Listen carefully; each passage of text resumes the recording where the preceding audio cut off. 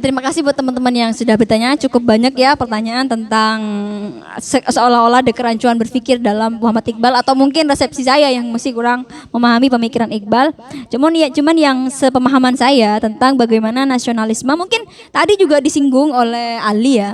Bagaimana ia melihat bahwa persatuan, dia hampir tidak bisa membedakan menurutnya. Jadi dia mengidealkan persatuan umat Islam itu dalam suatu wadah gitu. Dia justru dengan toleransinya terhadap India, dia memisahkan Islam dengan India, bukan Islam dari India, memerdekakan Islam dari India. Itu bukan berarti dia menolak sama sekali kepercayaan-kepercayaan lain, tapi menurutnya sebuah agama itu menjadi sebuah landasan sebuah negara gitu. Jadi tidak bisa kita bersatu apabila berbeda kepercayaan, seperti misalnya di India pada waktu itu yang notabene berbagai kepercayaan. Dia mengideal. Iya, ini kan Iqbal kan. Dia mungkin belum tahu Indonesia. Karena Pakistan ini lahir tahun 47. Jadi mungkin dia belum banyak berselancar ke Asia. Saya juga belum tahu. Tapi dia mengidealkan sebuah persatuan Islam itu dengan landasan agama. Jadi beberapa disinggung juga oleh Ali bahwa dia pesimis bahwa nasionalisme itu bisa dicapai apabila berbeda kepercayaan.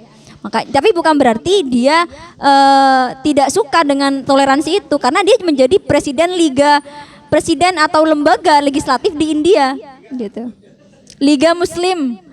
Presiden Liga Muslim, dan juga menjadi salah satu anggota legislatif atau anggota saya lupa apa legislatif, intinya dia menjadi anggota DPR gitu di India pada waktu itu. Jadi dia membantu bagaimana membantu masyarakat di India pada waktu itu. Cuman dia memerdekakan Pakistan untuk membuat suatu, dia mungkin mengidealkan sebagai contoh bagaimana Islam menjadi landasan, mengidealkannya, merujuknya kepada pemimpinan sahabat pada masa lalu gitu. Itu. Dan apa yang bisa diambil dari Barat gitu? Pergulatan keilmuannya di Barat bukan berarti dia membenci Barat gitu. Menurutnya, kita harus mencontoh Barat dalam arti bagaimana dia dinamis dalam mencari persoalan, dia lebih kreatif dalam memecahkan persoalan-persoalan yang terjadi. Dia dari segi pengembangan keilmuannya kita harus mencontoh Barat. Makanya kita tidak percaya diri dengan kekuatan-kekuatan Islam. Kenapa? Karena yang bisa kita mengambil sisi positif dari itu. Tapi bukan berarti sisi sekularismenya, sisi kapitalismenya atau imperialismenya gitu. Jadi itu yang paling ditolak oleh Iqbal. Tapi dia tidak menyangkal bahwa kita perlu mencontoh Barat dari segi pengembangan keilmuan dan kemajuannya pada saat ini. Sehingga makanya dia bilang dalam salah satu syairnya, dia seperti melihat sebuah sebuah daerah yang maju tetapi seolah-olah kering gitu. Keringnya itu menurutnya karena tidak ada unsur agama. Mereka memisahkan antara agama dan negara gitu. Jadi itu yang di pemikiran Iqbal tentang bagaimana memposisikan apa yang bisa kita ambil dari Barat gitu. Terus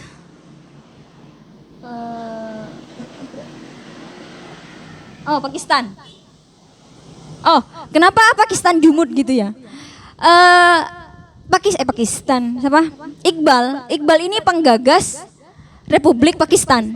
Tetapi pemerintahannya dipegang oleh muridnya Muhammad Ali Jinnah. Jadi dia yang Ali Jinnah. Jadi dia yang memimpin pemerintahan. Dia yang memimpin pemerintahan Pakistan. Dan kenapa Pakistan sekarang masih jumud? Mungkin ada beberapa hal yang tidak sesuai dengan pemikiran Iqbal. Salah satunya adalah bagaimana mereka lebih menginterpretasi ulang pemahaman tentang hukum-hukum Islam, pemahaman-pemahaman terkait syariat-syariat Islam. Itu mungkin yang masih kaku di Pakistan gitu. Mungkin yang juga masih kaku di beberapa negara-negara Arab. Itu sih menurut saya sih. Jadi mungkin itu belum bisa diimplementasikan sepenuhnya dalam negara Arab gitu, atau dalam Republik Arab. Yang saya pahami seperti itu. Walaupun dia mengidealkan konsepnya seperti demikian tadi. Kita harus terbuka dari segi hukum, kita harus lebih segar, kita mencari pemahaman yang lebih segar, penafsiran yang lebih relevan seperti itu. Tapi yang tadi Bapak Pakistannya ini memang Iqbal, tetapi pemimpinnya itu bukan Iqbal. Gitu. Iya, Kak.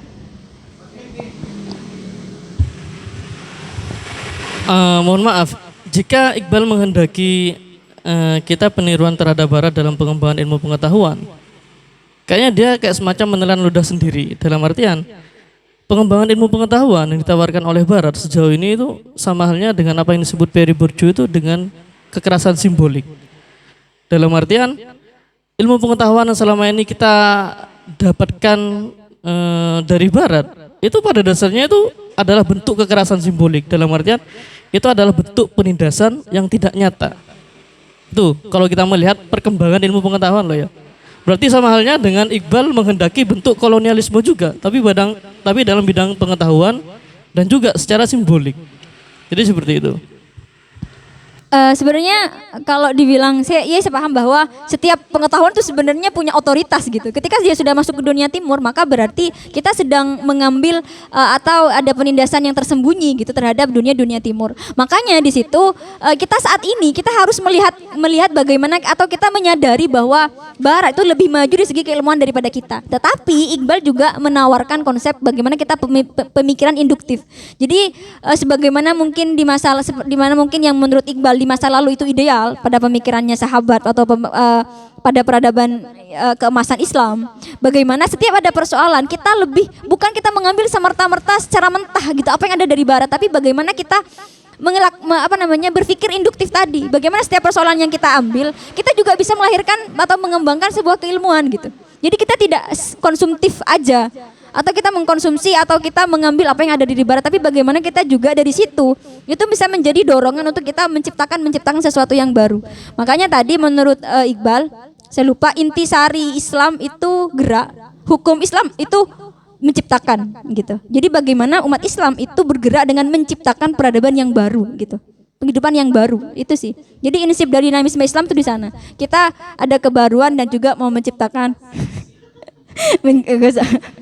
jadi menciptakan sesuatu peradaban baru gitu. Itu sih.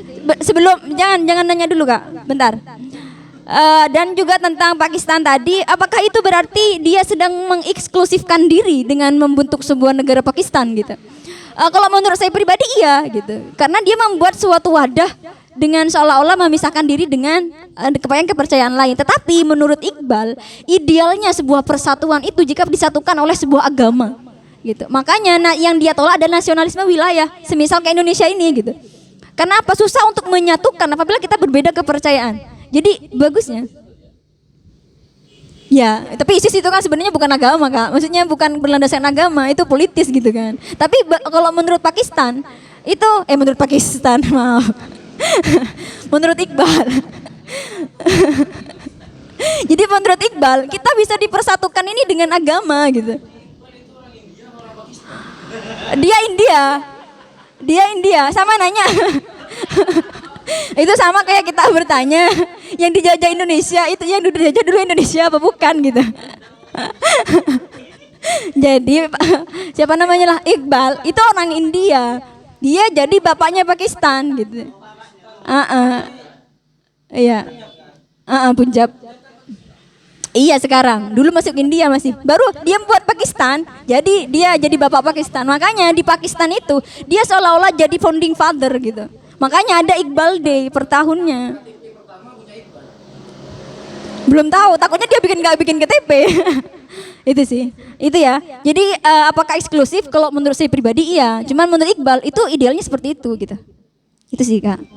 Terus apakah Islam diperbaharui? Sebenarnya apakah Islam pembaharuan Islam atau Islam diperbaharui? Saya kira pembaharuan Islam Kak. Saya cocoknya pembaharuan Islam. Karena sebenarnya Islam itu sudah bagus gitu kan. Cuman ada pembaharuan dengan kita melihat ulang gitu. Tapi maksudnya kan Islam ini suatu kayak misalkan kalau menurut Iqbal sama seperti kita memahami sebuah kepercayaan gitu. Kita hanya menafsirkan ulang menggunakan instrumen yang kita punya gitu kan.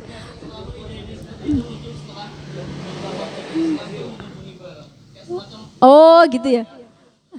Iya karena nggak belum tahu sih Kak. Sebenarnya tidak bisa kan kita mengatakan itu dari Barat jika itu sebagai inspirasi gitu. Karena yang mempengaruhi, memang Iqbal ini yang mempengaruhi ada beberapa yang berasal dari Barat. Misalnya tadi orientalis Sir Thomas Arnold kalau nggak salah dia dari barat.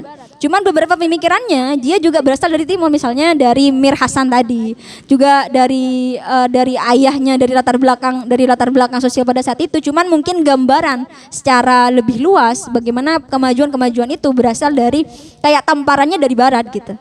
Itu sih. Jadi inspirasinya dari sana. Cuman konsep pemikirannya itu tetap murni dari Iqbal, hasil dari kontemplasi dan lain sebagainya itu. Ego dan dinamis. Ini tadi pertanyaannya apa ya? Ego dan dinamis. Apa pertanyaan belah? Ego dan Ini sebelum masuk ke pertanyaan itu kan ya. Iya, gimana? Tadi Mbak Winda itu pemantik menyebutkan bahwa memang itu sebenarnya pembaharuan Islam kan ya. Konsep dari Muhammad Iqbal. Ya. Cuman saya melihat ada kejumutan tersendiri dari seorang Sir Muhammad Iqbal kan. Karena sampai saya belum bilang Sir ini dari mana ya? Oh iya. lagi. Karena memang ya karena memang beda masalah agama kan antara orang India dengan Pakistan gitu kan.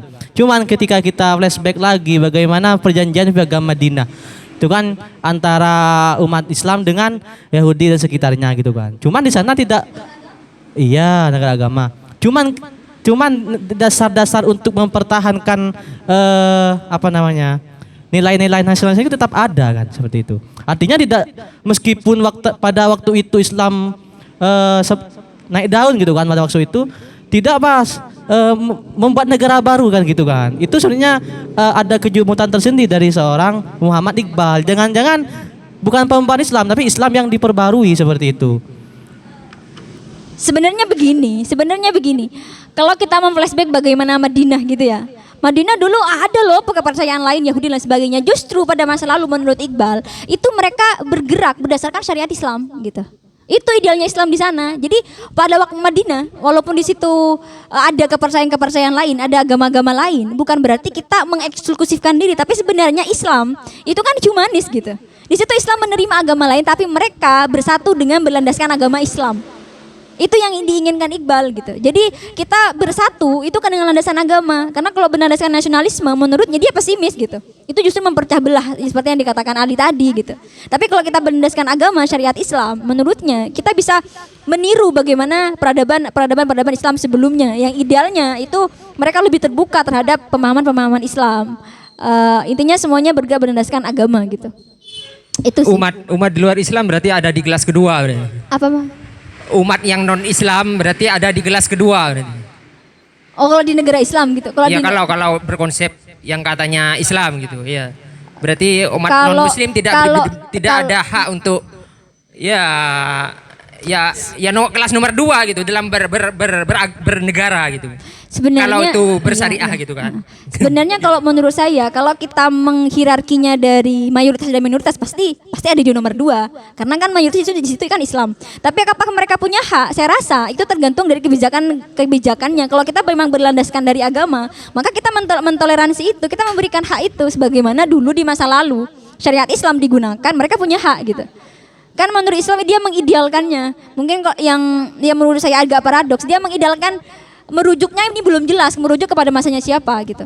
Karena kan ada beberapa masa-masa keislaman yang juga jumud gitu kan. Cuman kalau dia memflashback pada masa-masa yang menurut dia pemahaman Islam itu sangat terbuka sekali gitu. Seperti misalnya pada masanya salah satu yang dia sebut adalah pada masanya sahabat gitu.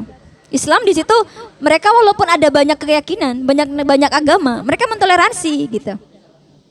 Karena ada beberapa hal yang menurut Iqbal itu menjadi pendukung kekuatan ego. Salah satunya adalah cinta, toleransi, ketundukan kepada duniawi dan lain sebagainya. Itu yang sebenarnya itu menjadi bagaimana upaya-upaya kita meningkatkan kekuatan ego atau istilahnya itu bisa menambah keimanan gitu.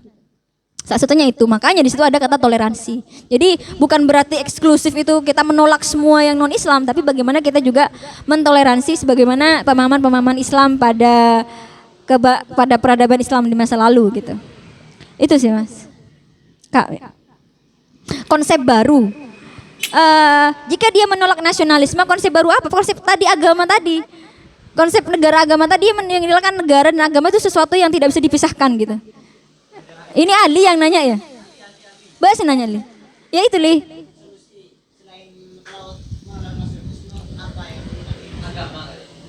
Yo. Itu sudah. Iya, itu sudah. Jadi bagaimana kalau dia menolak negara? Sebenarnya bukan nasionalisme yang dia tahu, nasionalisme wilayah gitu. Jadi persatuan kayak mungkin ya kayak Indonesia lah, Bhinneka Tunggal Ika misalkan. Dia ada punya keyakinan gitu. Jadi menurutnya yang menyatukan itu adalah agama. Dan dia Pakistan, salah satunya yang disebut adalah negara ini ya, ini saya nanti bisa dicek teman-teman diksinya seperti apa. Dia bilang seperti ini. Islam itu bisa bersatu dalam bentuk republik-republik dan Pakistan menjadi salah satu republik Islam itu gitu. Seperti itu. Iya, hati-hati Li. Itu saja dari saya, silakan mungkin apa yang ada yang belum saya jawab nanti bisa teman-teman tanyakan lagi. Dicoba.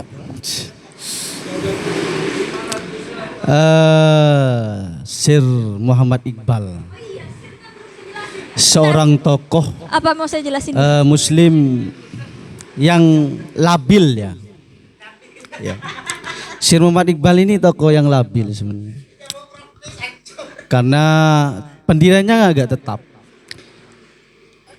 Dari tadi yang dibahas itu sebenarnya kritik Muhammad Iqbal terhadap Barat itu mudah untuk melihat karena sekularisme dan materialisme yang dalam sebuah syairnya atau sastranya ia mengatakan seperti ini, jangan terpesona wahai kalian umat muslim terhadap indahnya Eropa. Anggap jangan Anda melihat Menara Eiffel sebagai suatu gedung yang tinggi, di balik itu semua adalah kekuatan yang ingin mengkerdilkan umat muslim. Itu pemikiran Muhammad Iqbal. Tapi di sisi lain ya, Muhammad Iqbal itu gak punya keyakinan yang kuat dalam tauhid kata saya. Ada dua buku yang pernah saya baca dulu, satu itu bahasa Inggris, kalau nggak salah Modern Islam in India, dan yang kedua itu kontribusi pemikiran Muhammad Iqbal itu bahasa Indonesia. Muhammad Iqbal itu punya statement seperti ini, lebih baik orang kafir yang semangat daripada orang Islam yang suka tidur. Ini kan aneh, merusak tauhid. Ya. Rasanya Muhammad Iqbal ini karena bukan nabi, saya gak mengikuti itu. Karena ada hadis lebih baik tidurnya orang alim daripada ibadahnya orang bodoh.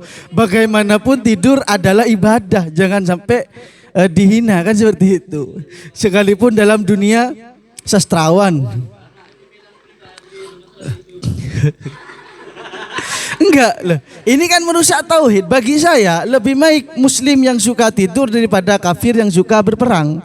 Kan kayak gitu. Tapi semangat ya. Tapi lebih baik saya muslim. Karena ini berbicara hablum minallah, tauhid.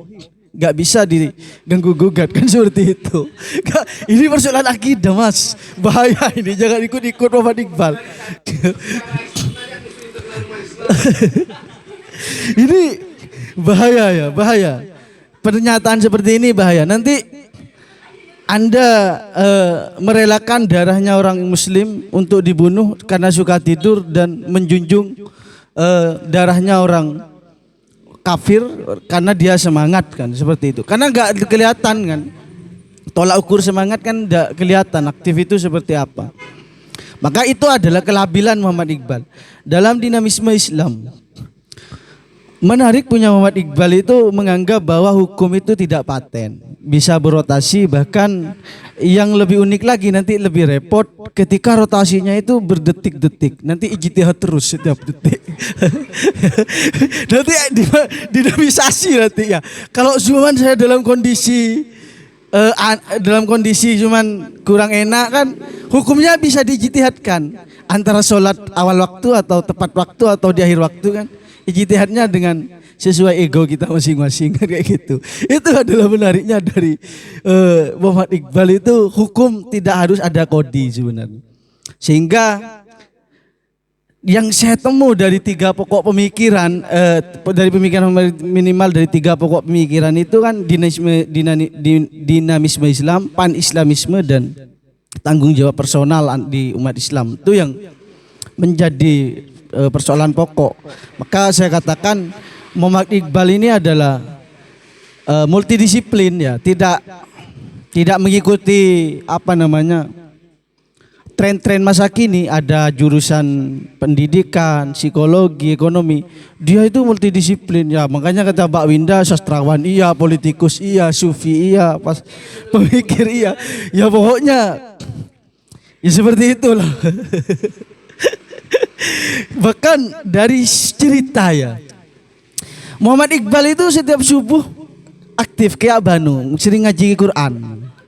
Sampai suatu waktu ayahnya bertanya, apa yang kamu baca Al-Quran? Terus ditanya seperti itu. Nah, di waktu yang lain dia tanya balik kepada ayahnya, apa yang kamu baca? Ayahnya jawab, Al-Quran itu tidak perlu dibaca. Yang penting ada sudah tertanam di dalam kejiwaan saya, sehingga gerakku adalah Al-Quran. Itu cara mengajarkan ayah Muhammad Iqbal dalam berbicara esensi tasawuf ya. Walaupun dia pada akhirnya kan biasa kan tokoh yang labil, gak jelas. Maka tidak perlu diperdebatkan sebenarnya kebencian dia terhadap Eropa itu adalah bukan persoalan politis sebenarnya, tapi persoalan untuk membangkitkan umat Islam karena prinsipnya tadi. Orang kafir yang semangat lebih baik orang muslim lebih baik daripada orang muslim yang suka tidur katanya. Sehingga apa-apa yang dari Eropa dianggap sekuler dan materialis, tidak tersambung kepada Tuhan, walaupun di sisi lain dia mengabaikan ketuhanan. Sehingga nanti bicaranya itu ada ruang lingkup, bicara ruang lingkup sosial, maka Muhammad Iqbal seperti itu semangatnya. Berbicara ketuhanan ya seperti itu, sangat apa namanya, ketat sekali ya. Kullu bid'atin dolalah. Kan seperti itu. Cuma pertanyaan kayak gini Pak Winda, dengan cerita tadi India, Pakistan yang memisahkan dari India, pertanyaan apakah Islam itu ras? Seakan-akan ceritanya dari tadi Islam itu ras bukan agama gitu kan, sehingga harus pisah dari ras India. Kan ceritanya seperti itu seakan-akan. Lah, India itu kan negara ya, sehingga Pakistan itu agama apa yang menyatukan agama kan ya tadi kan. Dengan pemikiran Muhammad Iqbal saya justru menemukan bahwa Islam itu bukan lagi agama tapi ras ya, golongan. Ada ras Kristen, ras Nasrani, ras Yahudi, ras Islam seperti itu. Dan nanti repot kayak Abano yang nggak memiliki ras misal. Karena kebetulan Madura kan nggak ada di dalam Al-Quran. Masuk pada Nasrani atau Yahudi atau apa Quraisy ya kan nggak ada, nggak dijelaskan. Ajam. Itu yang sedikit tambahan ya dari saya tentang Muhammad Iqbal yang tokoh yang labil itu terkait pemikirannya, karena akhir dari finish membuat pan-islamisme, tapi apalagi tadi pakai katanya dibenturkan dengan filsuf Prancis Bourdieu itu ya, tentang filsuf sosial terkait dominasi, nanti dibentur-benturkan lagi antara Western sama Eastern, itu saya paling nggak suka sebenarnya, dan karena saya sudah menghindari pertengkaran antara lagu Barat dan lagu Malaysia, lagu Indo itu sudah tidak lagi saya hiraukan. Yang penting adalah kejiwaannya itu bisa saya pahami walaupun gak ngerti artinya kan seperti itu. Saya sering dengarkan lagu-lagu Korea hari ini. Ini bicara sastranya Muhammad Iqbal kan seperti itu. Bisa dipahami sendiri.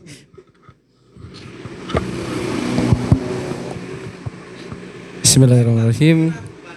Jadi biar lebih cenderung terbentuk maksud kita melakukan diskusi pada siang hari ini. Jadi agar tidak terkesan ini sebuah kajian yang memuakkan ya. Jadi ini bukan sekitar tanya jawab terhadap pemateri, tapi semua dari kita berhak untuk menjawab pertanyaan dari siapapun. Jadi untuk menambahkan retorika baru, mungkin saya ingin juga berpendapat mengenai apa yang sudah disampaikan oleh abang-abang di sini, termasuk Prof. Mis. Terkait jadi apakah Muhammad Iqbal itu labil? Iya Mas, waktu belum puber labil pasti. Tapi dalam pemikiran apakah labil kita perlu telisik lagi. Takutnya kesimpulan kita yang labil. Sehingga menyimpulkan apa yang disampaikan Muhammad Iqbal adalah suatu kelabilan. Jadi kalau dilihat dari objektifikasi bagaimana menentukan kafir yang semangat itu lebih baik daripada muslim yang pemalas. Kita lihat bagaimana Iqbal membangun paradigma dalam dinamisme Islamnya. Ini tolak ukurnya ini lebih kepada fokus amanah sebagai manusia sebagai fungsi khalifah. Jadi kata lebih baik di situ itu menggambarkan bagaimana seorang manusia itu mengamalkan amanah kekhalifahan, bukan lagi berdasarkan pada prinsip ketauhidan. Jadi antara kafir dan muslim itu bukan suatu variabel yang menentukan antara fungsi kekhalifahan sebagai manusia. Makanya dalam Al-Qur'an pada saat Allah berkata akan menciptakan manusia, Allah menciptakan manusia secara umum, bukan manusia yang beragama tauhid. Makanya saya berpendapat ini bukan suatu bentuk kelabilan, tapi objektifikasi bagaimana Muhammad Iqbal melihat paradigma fungsi manusia ini sebagai fungsi kekhalifannya. Jadi ya memang Mas, jadi bahaya kalau kita mengatakan muslim itu lebih baik, muslim yang no-lab ya, muslim yang no-lab lebih baik daripada profesor-profesor seperti Jean Paul Sartre, Pierre Bourdieu dan lain sebagainya yang sudah mewarnai peradaban di dunia, yang sudah memenuhi fungsi kekhalifannya sebagai personal. Jadi itu bahaya, itu justru letak kekanak-kanakan kita bagaimana kita memberikan suatu kesimpulan yang negatif terkait dengan itu kayak apa prinsip ketauhidan tadi. Jadi ini bukan labil Mas, ini justru menunjukkan objektifikasi dari penilaian Muhammad Iqbal terkait itu semua. Terus yang sangat menarik di sini adalah pertanyaan yang diajukan oleh Kak Fakih mengenai jangan-jangan ini bahaya juga ya. Jangan-jangan apakah ini pembaruan Islam apa Islam yang diperbarui? Nah, ini memang menjadi suatu kegelisahan, tapi untuk menjawab ini kita harus tarik kepada penentuan bagaimana gerakan pembaruan Islam ini terjadi. Jadi kalau dilihat dari premis apakah sesuatu itu bisa dikatakan diperbarui atau pembaharuan, kita bisa melihat dalam semacam subjek yang mengadakan gerakan tersebut. Kayak pembaruan Islam di sini, apakah diperbarui atau apakah pembaruan atau diperbarui? Kita lihat bagaimana gerakan-gerakan ini muncul. Gerakan-gerakan ini muncul bukan gerakan-gerakan yang dipengaruhi oleh Barat, tapi maksudnya kalau melihat sanggahan dari Profesor Yusuf Qaradawi tentang retorika Islam, bagaimana sebenarnya Islam itu menolak dalam artian kritikan-kritikan yang diberi Barat oleh Islam itu tak lantas merubah Islam. Akan tetapi kritikan-kritikan itu diterima secara objektif, dipertimbangkan dengan asas-asas yang sudah berlaku pada masa kini, dinilai baik buruknya, dinilai sesuai atau tidaknya, sehingga kritikan-kritikan tersebut memberikan suatu hal yang awalnya mungkin diniatkan sebagai negatif, bersifat destruktif untuk menyusutkan eksistensi Islam, dapat didaur ulang menjadi sesuatu yang lebih bermanfaat. Nah, jadi bagaimana ini dikatakan sebagai pembaharuan atau diperbarui, kita bisa dilihat dari sana. Kalau kita melihat khusus kepada Muhammad Iqbal itu sendiri atau bagaimana Al-Faruqi kemarin, karena saya ngisi, ini sebenarnya kalau menurut kesimpulan saya pribadi, berdasarkan retorika berpikir saya itu lebih bersifat kepada pembaruan. Kenapa? Karena retorika berpikir bagaimana Islam itu berubah, itu bersumber dari pokok pikiran seorang Muslim itu sendiri, bukan seorang orientalis, bukan seorang yang non Islami dan lain sebagainya. Bahkan kemarin yang pernah sempat saya sampaikan pada waktu diskusi saya ngisi tentang Al-Faruqi, memang kita melihat gak usah Islam, segala agama yang ada di dunia, khususnya dalam kurung itu Kristen, khususnya lagi yaitu Protestan, umat Protestan sudah tidak memiliki eksistensi keagamanya. Di mana agama mereka itu dijual dengan ya itu dalil-dalil yang dikatakan dogma-dogma ilmiah. Kan kalau kebenaran ilmiah itu sudah menjadi dogma, sama merusaknya dengan dogma agama, nggak kurang nggak lebih. Karena itu sudah membentuk suatu retorika berpikir yang dogmatis, tidak positif, sehingga orang-orang itu tidak akan jauh dari progresivitas dan rasio critical thinkingnya, karena hal itu semua sudah bersifat dogmatis. Jadi akan tetapi untuk dikatakan sebagai hal itu adalah pembaruan atau